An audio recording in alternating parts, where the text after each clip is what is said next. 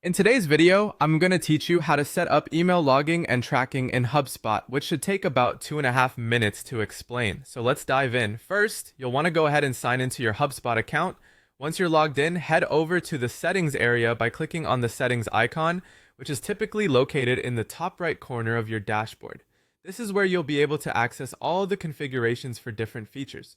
We're focusing today on email logging and tracking, which is a crucial part of maintaining efficient communication within your sales team. Now, to find these specific settings, you'll navigate through the menu.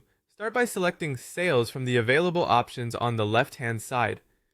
Then click on Email Logging and Tracking. This will bring you to the section where you can manage how your emails are monitored and stored. By setting this up correctly, you're setting the stage for more streamlined communication and a clear history of interactions with your leads or clients. Once you're there, look for the options to enable the default settings for logging emails and tracking opens or clicks.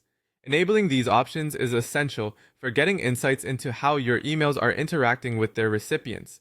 By logging emails, you ensure that every message sent is recorded in the history, allowing you and your team to revisit previous conversations when needed. Then, tracking opens or clicks provides feedback on how often your emails are being engaged with, which can be invaluable for understanding what types of content or subject lines are working best. Next, you'll have the opportunity to choose which email addresses or domains you want to always log or exclude from logging.